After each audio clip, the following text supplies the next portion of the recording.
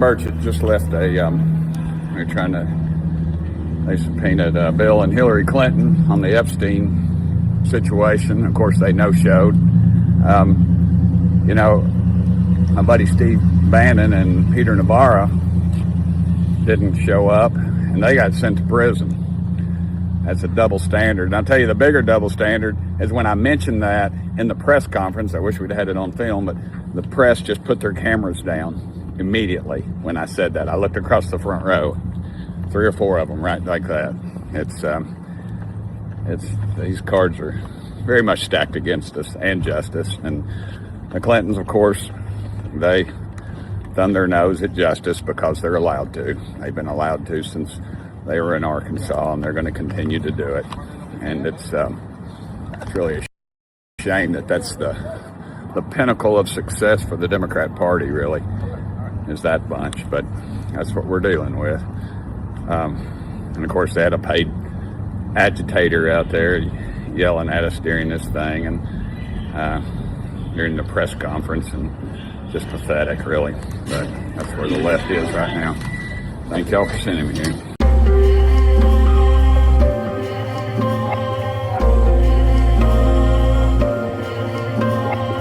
For years, the names Clinton and Jeffrey Epstein have surfaced together in public records, flight logs, and sworn testimony, raising questions that still have never been fully answered.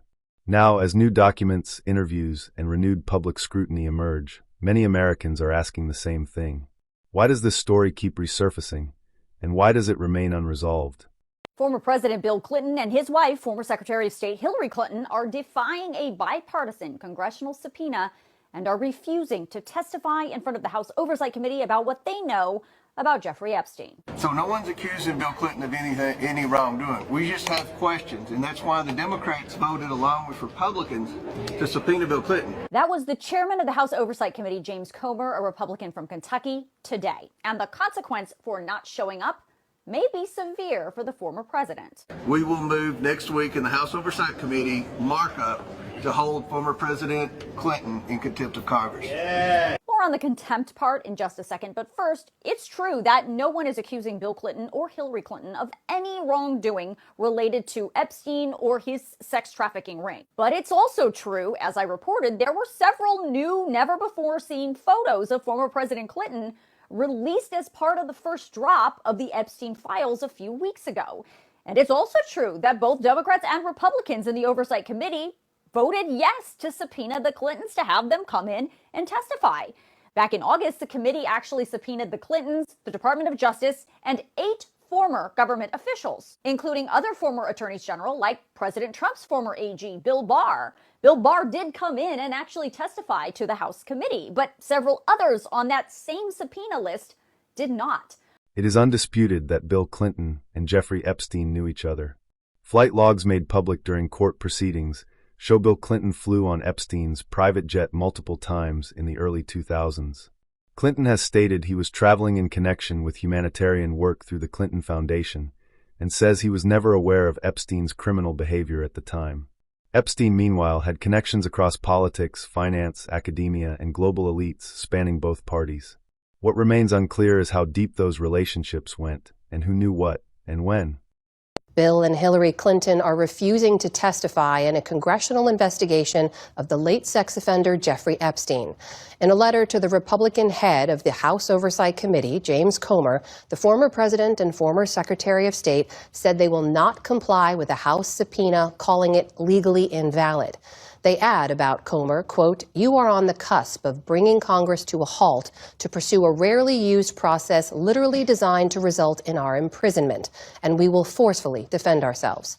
Comer told reporters today that he'll begin contempt of Congress proceedings next week.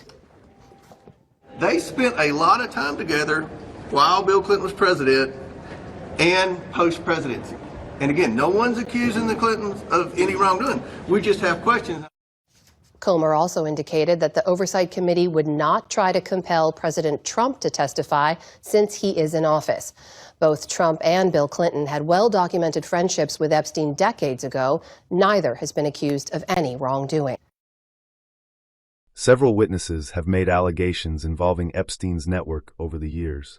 Some claim prominent figures were present at Epstein-associated locations.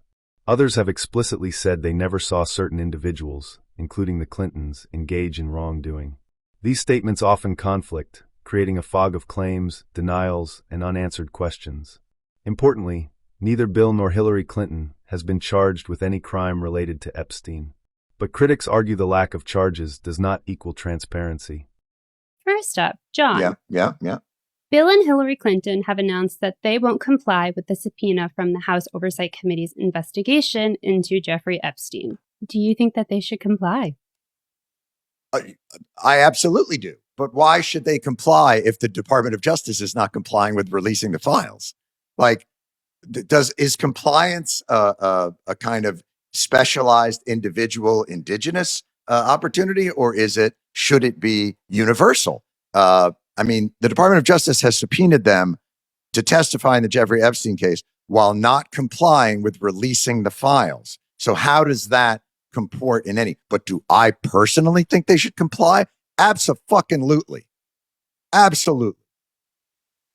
And if they've got something to hide or nefarious, like, yes, we should know about all this. This is bonkers how long this is going on. And we have only seen such a fraction. What I think I was reading, it's the 2 million files still have to come out. It's 1% is what I've seen. Yeah, like that we've seen. And the casual nature in these emails are like, hey, can you get me an Indian and a redhead? Like, they're just casually, is literally like they're ordering from, Uber Eats. And the spelling errors. It's humiliating. The grammar. That would bother Jillian the most. These people, you think they're titans of the world, and they can't. No. I mean, can't type on a BlackBerry. The grammar police have also indicted. The grammar police are doing more here than.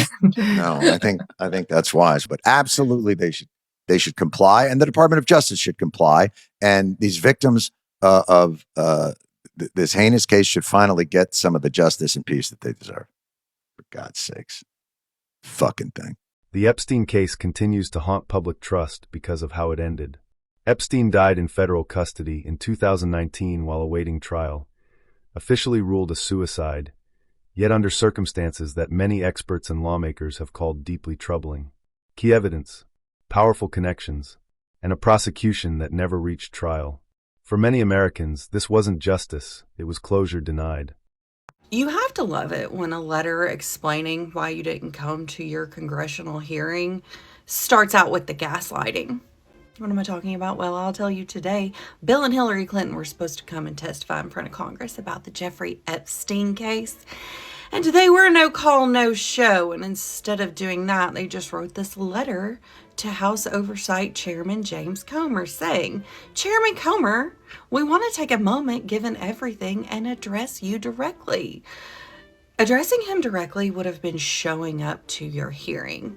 Anywho, moving along, he then spends this whole entire paragraph gaslighting on everyone and talking about how dangerous everything is. And then this paragraph, he gaslights Chairman Comer directly. Page 2, they call themselves victims because the House subpoenaed like 7 other people, and how come they have to come when those 7 other people didn't have to come? And then they just continue the gaslighting.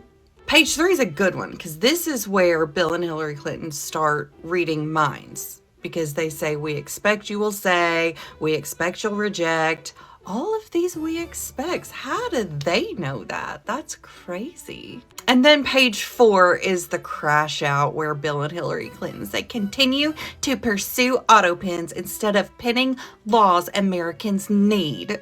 Hillary Clinton 100% wrote that letter. I'll put it at the end so you can read it. But nothing says I'm dodging accountability quite like a 4-page explanation about why you don't have to testify in front of Congress.